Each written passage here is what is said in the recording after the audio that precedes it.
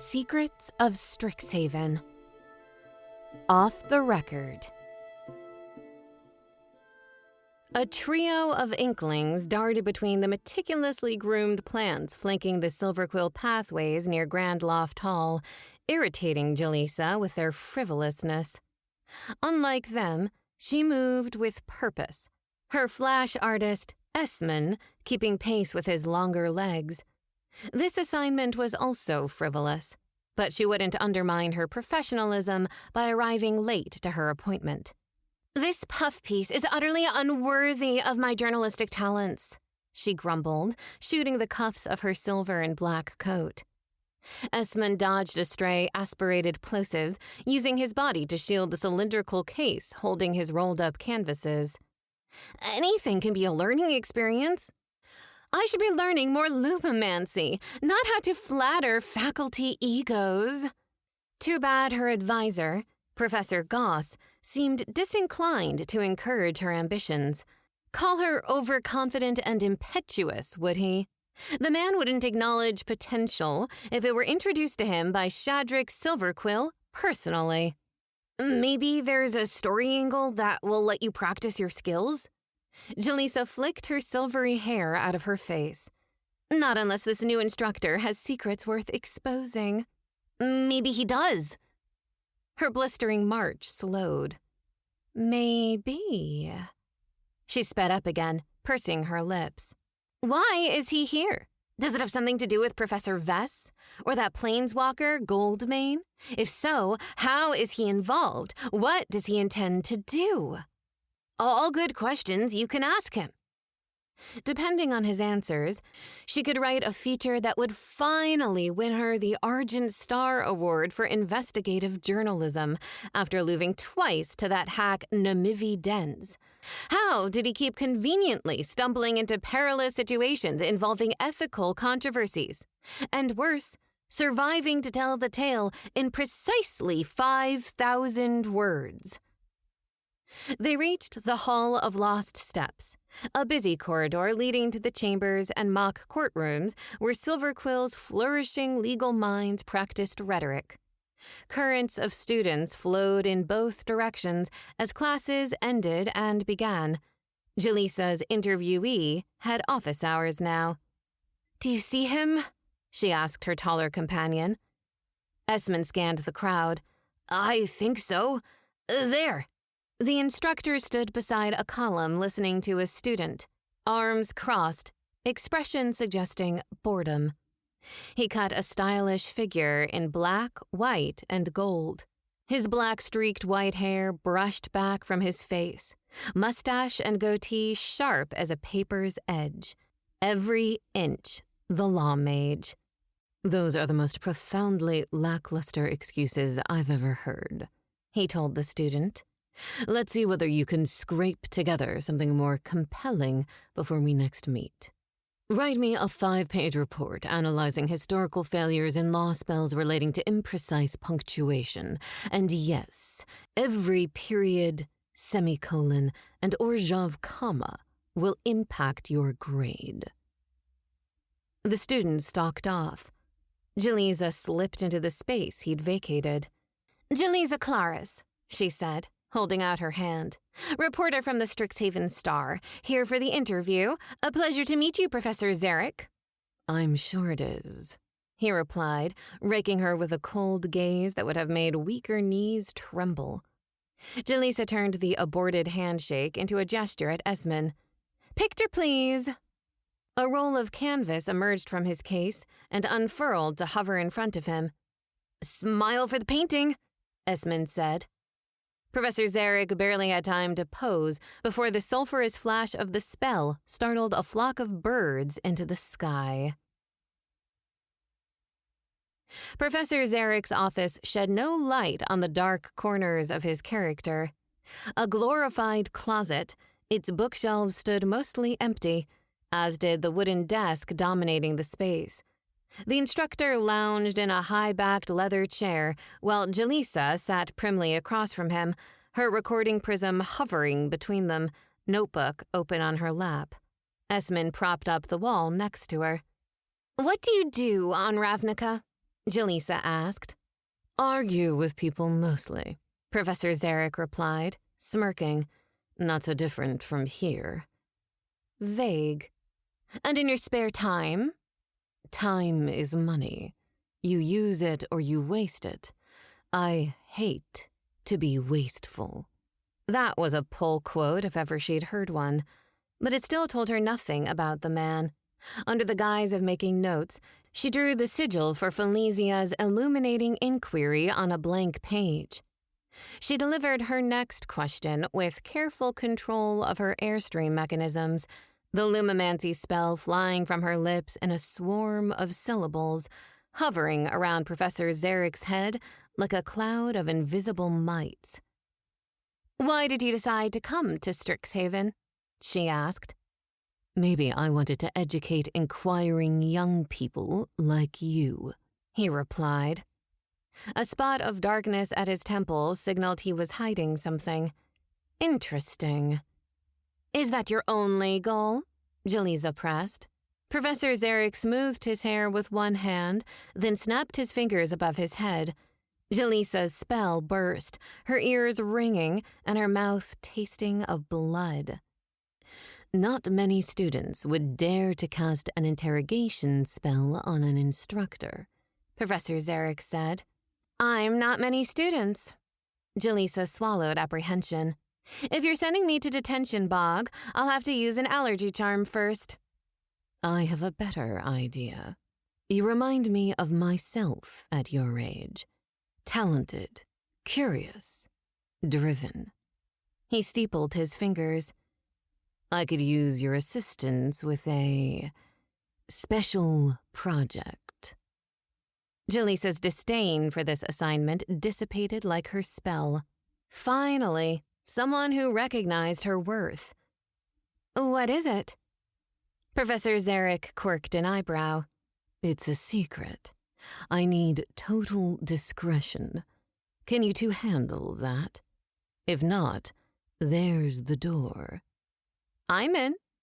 A secret project sounded ideally suited to her skills, and it might eventually make an incredible story for the Star, depending on how it unfolded. "Esmond, you can get another flash portrait and go. I know you have other homework." Esmond shook his head. "Two mages are better than one. Maybe I can help too." Jilesa turned back to Professor Zarek with a bright smile. "Souls of discretion, that's us." "So?" Professor Zarek leaned back, stroking his beard. I've been searching the Biblioplex for a Blood Age tome about the birth of the Elder Dragons. It's referenced in a few places, but I can't find it. "Why do you need it?" Jilesa asked. His expression grew serious. I think the ley lines of Ravnica may have been destabilized by, well, me. It's a long story. Arcavios has unique ley line configurations that may provide insight and solutions. "The snarls?" Esmond asked. Exactly. Professor Zarek rapped his knuckles on the desk. Unfortunately, your library is, in layman's terms, too blasted huge. It's also still being rebuilt and reorganized since the Phyrexians wrecked it. I can't find the book, the library assistants can't find it, so I need someone good at ferreting out secrets to try. Library work? Far less intriguing than Jilesa had hoped. "Why not ask Isabel or someone in Lorehold?" Honestly, the professor smiled ruefully. I'm avoiding a Johnny. Goldmane, that is. We're not on the best terms, and if he finds out about this... Look, you're clever and self-reliant. When you make a spell mistake, do you run to your instructors for help, or try to fix it yourself? "Fix it myself," Jilesa agreed. Plus, with everything going on at the school, I don't know who I can trust. I'm taking a huge chance telling you and Esmond, but a lumimancer of your caliber seems just what I need. "Of course." Jilesa resisted the urge to preen. You could try Fane, but he's unscrupulous. A last resort. Have you asked Cody? Who's Cody? The Codex Vocifera, Esmond said. It hates being called Cody. It knows almost everything about the Biblioplex, Jilesa explained. It can probably tell you where that book is, or where to start looking. Professor Zarek stood. Excellent idea, Clarice. You're already proving yourself invaluable. He stepped past his desk and threw open the door, casting a look over his shoulder. Don't just sit there, you two. We've got a codex to catch. Jilesa put her things away and hurried to catch up to Esmond and her rapidly vanishing interview subject. The Codex Vocifera often disappeared in a puff of smoke, only to reappear elsewhere, finding people who needed it. Or, at least, it acted as if anyone it spoke to eagerly awaited its wisdom. Today, it was disinclined to make Jalesa's life simple. She walked the length and breadth of the central campus searching for it, interrogating students around the Biblioplex, in the Bow's End Tavern, and finally in Firejolt Cafe, which she'd been avoiding so she wouldn't be wrangled into working an extra shift. Try the Void, her fellow barista, Mina, suggested. Someone just complained about seeing Cody there. Thanks, Mina, you're a charm. Jilesa darted for the door, Esmond and Professor Zarek close behind. What's the Void? Professor Zarek asked as they trod the torch-lined path toward the northern side of the Biblioplex. An accidental side effect of a duel, Jilesa explained. It's basically an area enchanted with a modified spell of silence. People scream into it, Esmond added. You can hear yourself, but no one outside can hear you. Why not use the vocal practice rooms? Only Silverquill students can reserve those. They found Cody lecturing a Quandrix student who waited in line for their turn with the Void. That is how Mantissa proved logarithmic decimals are always positive, the Codex said grumpily. She also— Enough! The student exclaimed, cutting in line and leaping into the Void, where the student already inside proceeded to yell at them silently. The Codex ruffled its pages, then ambled away on creaky metal legs. Jilesa stepped in front of it. Excuse me, Jilesa said. We have questions for you. The student in line groaned. Some privacy is in order, Professor Zarek said. Into the Void. They entered the zone of silence. Professor Zarek clearing the arguing students out with a flick of his fingers. Codex. I'm told you may know where a book is located, he said. Possible, the Codex replied. Which one? Vortex Formations and Ego-Magical Adaptations by Skavrana the Oracle. The Codex pages rustled as if an invisible finger moved them. I know where that book can be found, Cody said. But I cannot tell you. Can't or won't? The professor asked. Cannot! A student poked their head into the Void. Can you hurry up? Professor Zarek snapped his fingers. The student stumbled back out as if zapped. You can't tell the professor? Or you can't tell anyone? Jilesa asked. The Codex did a nervous dance, metal legs clanking. The page containing that information is redacted. I can sense what is there, but I cannot show or tell you what it contains. Typically, redaction spells are only used for knowledge deemed especially dangerous to students. You know what else can be dangerous? Professor Zarek's eyes darkened as if filling with ink. Me, if you don't tell me what I need to know. It's against a protocol. You can stick your protocol in your— Perhaps you can make an exception, Jilesa said, since it's for a professor, not a student. Perhaps. The codex sounded unconvinced. Even so, I cannot remove the redaction. Haltingly, brow furrowed, Jilesa said, I know a lumimancy spell. Esmond waved his arms, cutting her off. How are you going to undo something cast by someone with more experience and power? If you need power, Professor Zarek said, I'd be happy to offer a boost.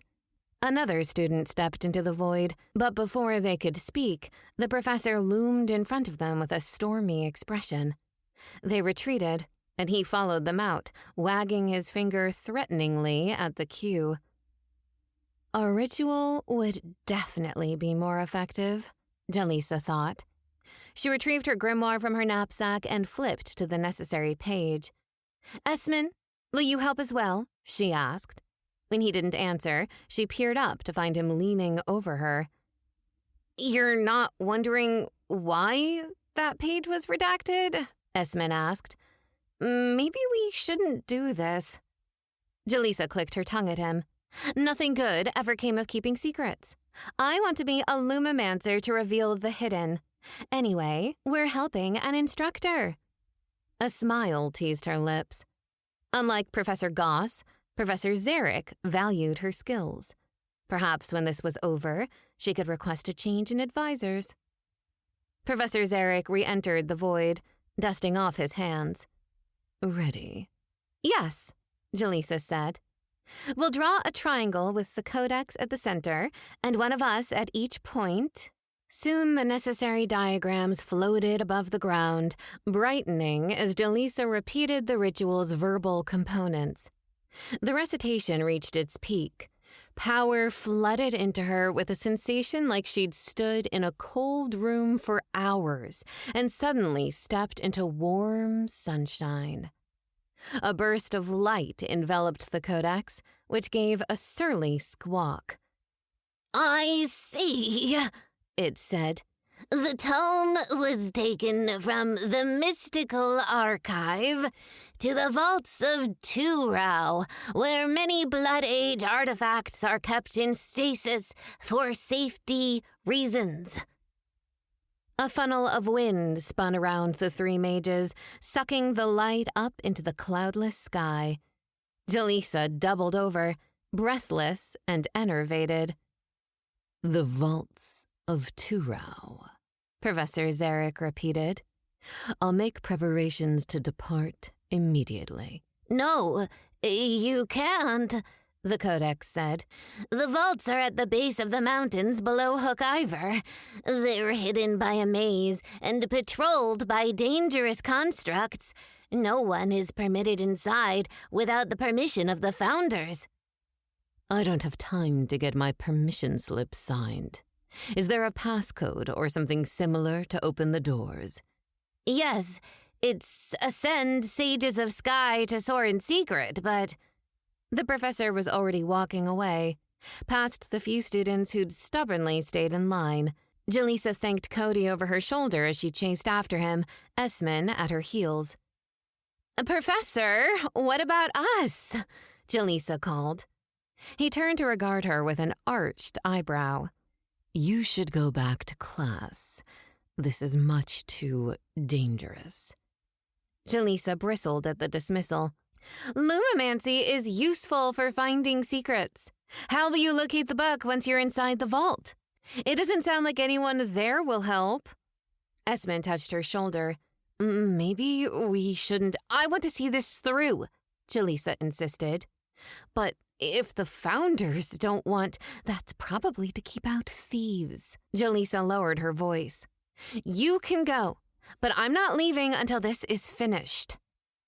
If Professor Goss wouldn't let her prove herself, she'd do it on her own terms, regardless of the danger. Before Esmond could reply, Professor Zarek said, Your skills would be very useful. Are you sure you're up to the challenge? Absolutely. Jilesa let her confidence shine. Not her relief that he'd capitulated so easily, though. That she kept to herself. While Jilesa had been to Detention Bog for an incident that was not remotely her fault, she'd never traveled elsewhere beyond her home village and the Strixhaven campus. Transportation magic could be temperamental because of the snarls. Walking only took her so far, and the one time she tried to ride a winged lion, its yawn left her acutely aware that her entire head fit inside its fang-filled mouth. Professor Zarek acquired a transport spell, so her aversion to mounts was not exposed. The stomach-twisting sensation of porting and reappearing in another part of Arcavios thankfully didn't elicit an embarrassment of regurgitation either. She did experience a frisson of fear at the mountains closing around her like stone fists.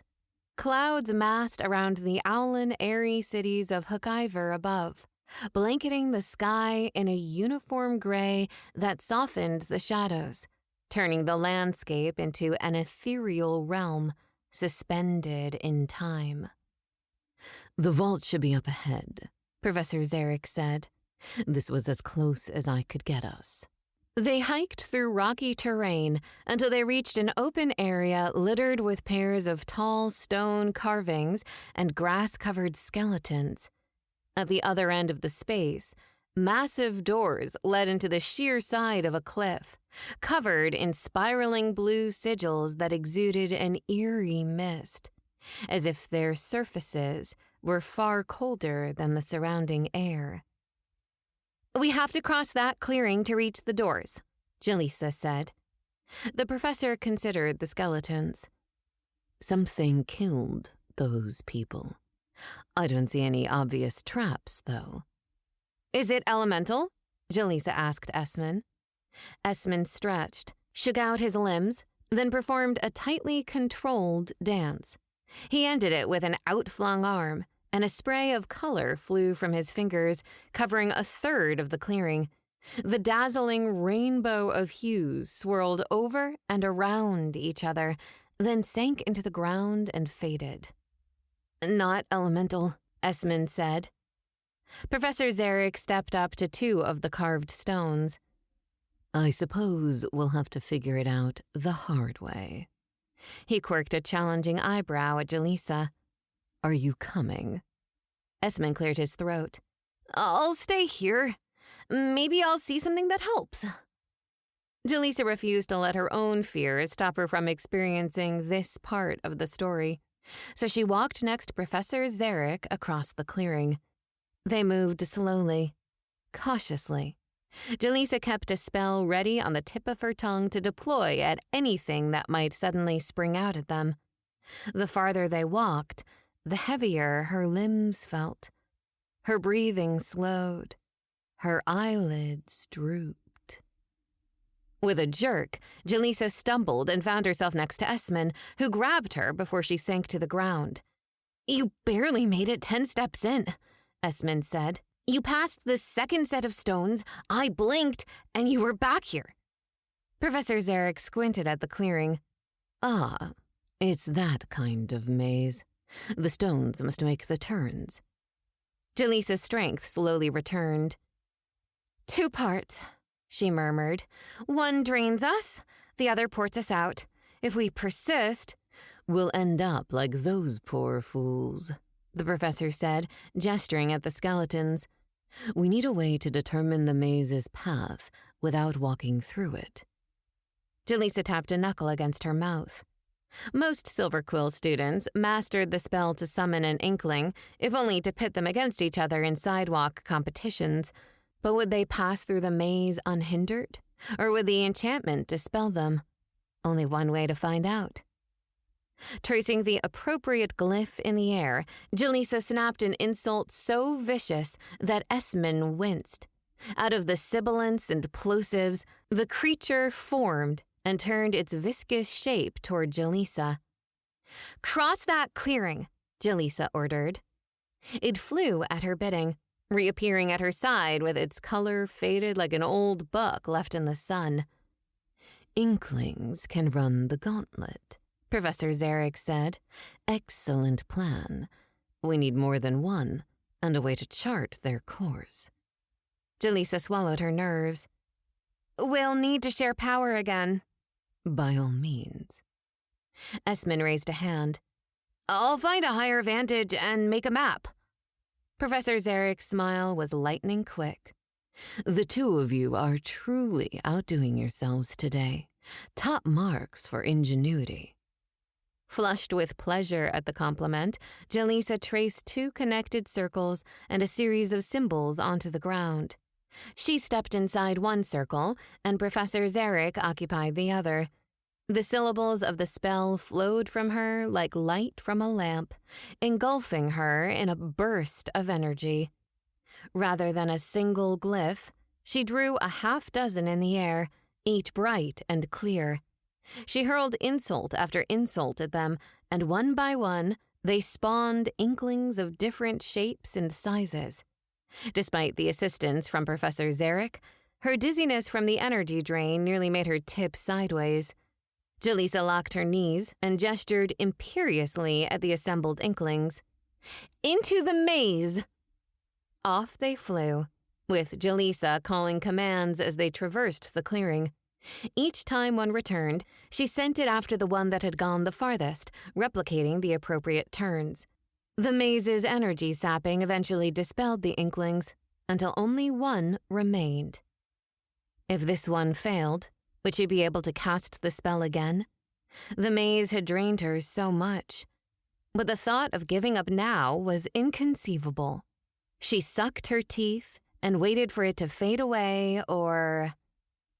The last inkling passed through the final set of stones. It swirled in the air triumphantly. Did you get it, Esmond?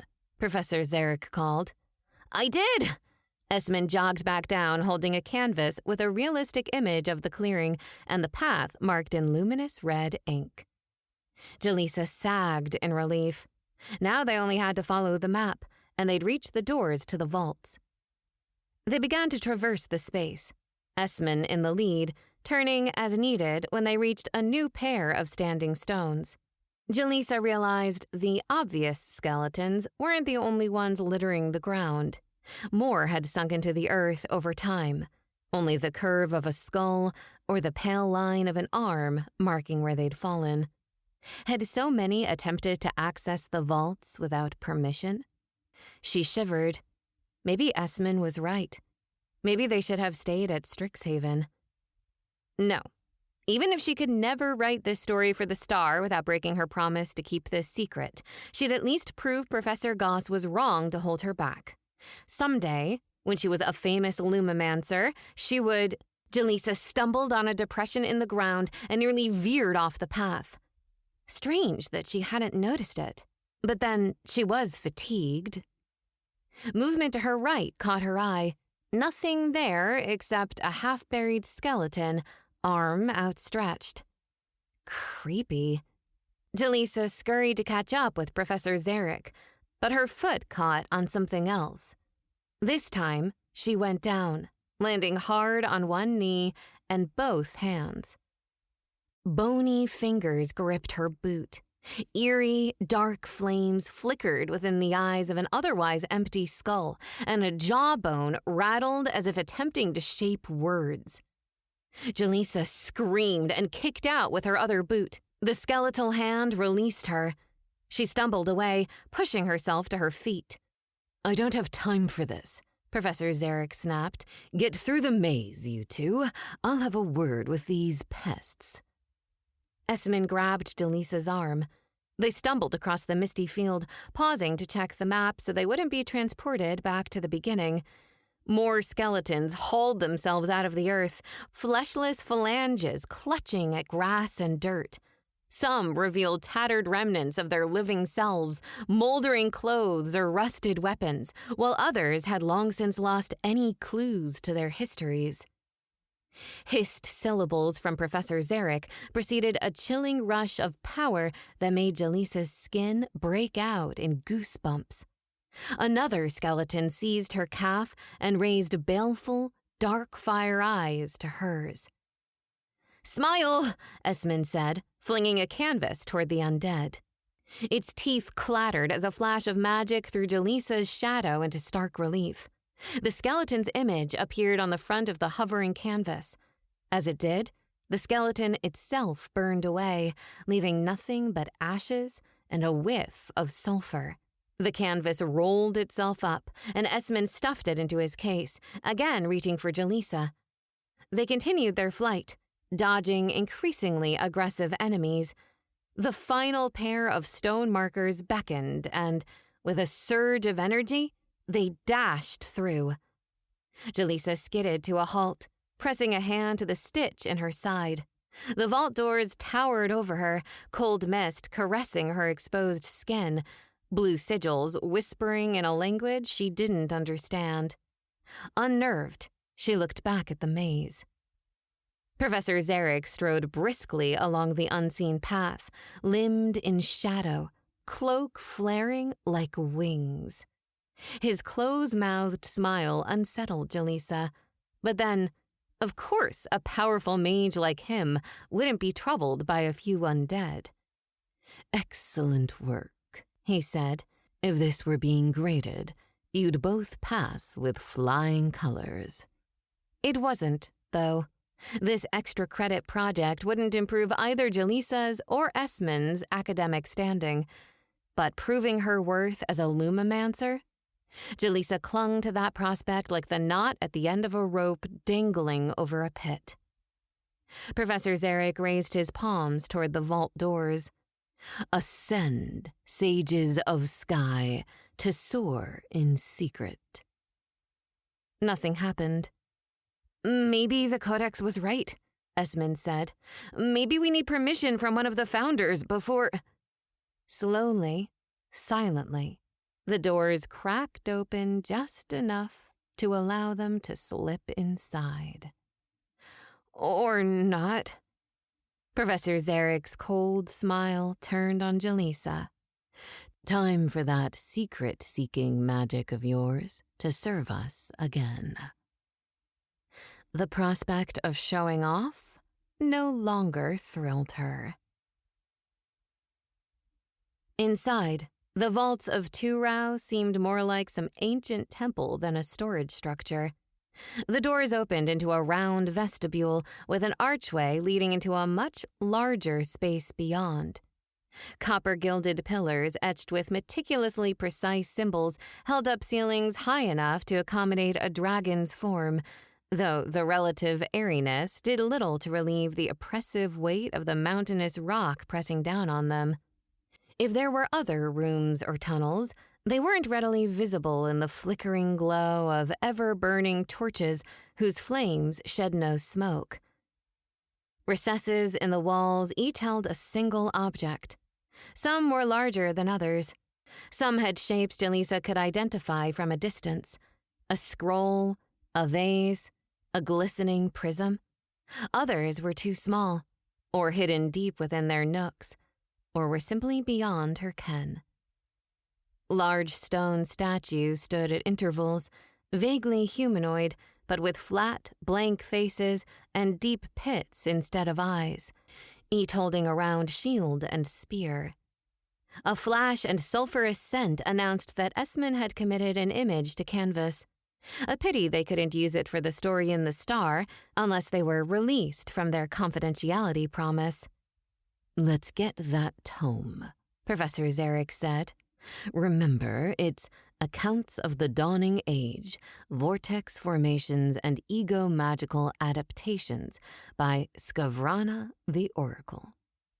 Right. Jilesa fumbled with her spellbook, flipping through it until she found the page she wanted.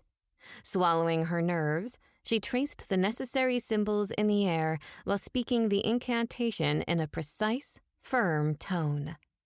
Each syllable brightened her sigil until it glowed fiercely, the light of truth a beacon to follow, which she had to, because it darted away down the length of the room.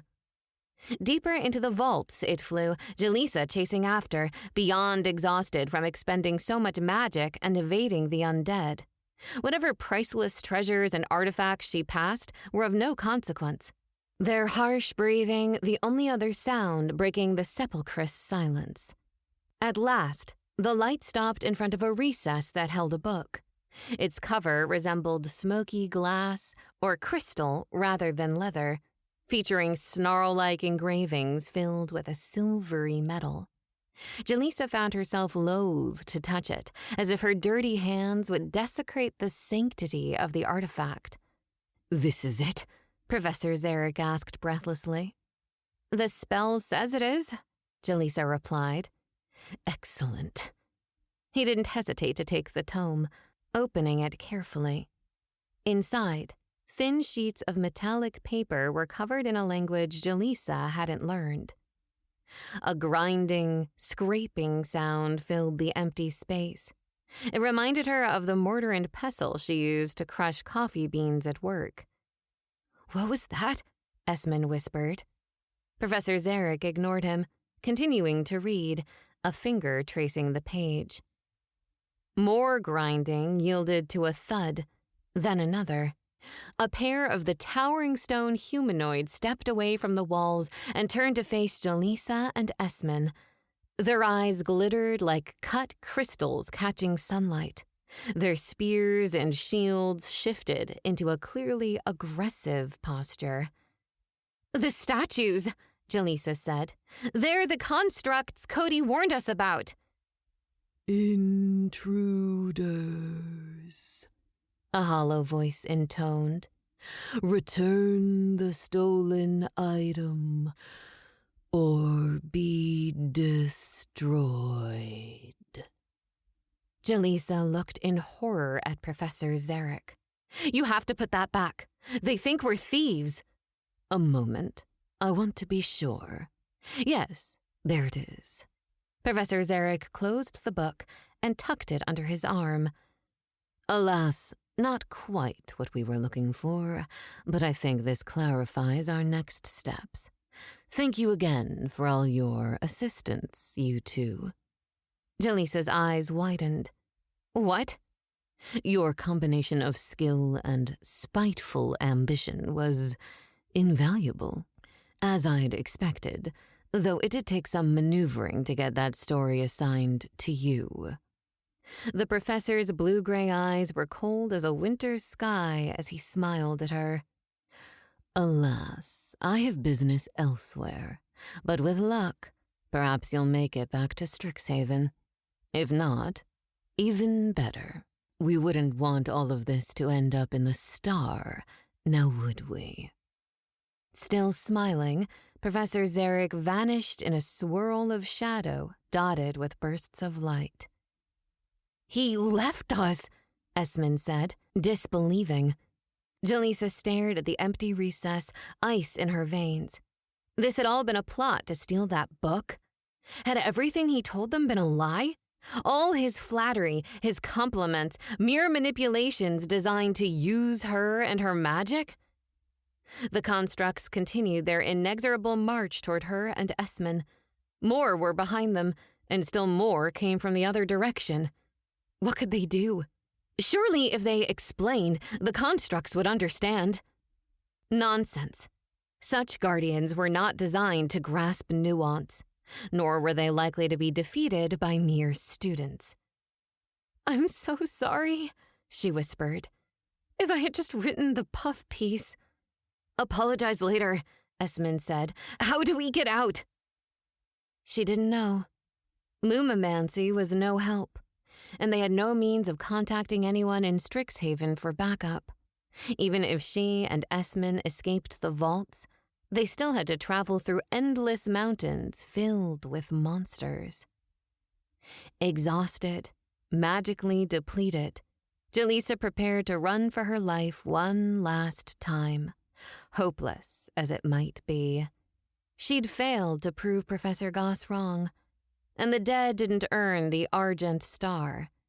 But she'd been right about one thing, at least. Nothing good ever came of keeping secrets.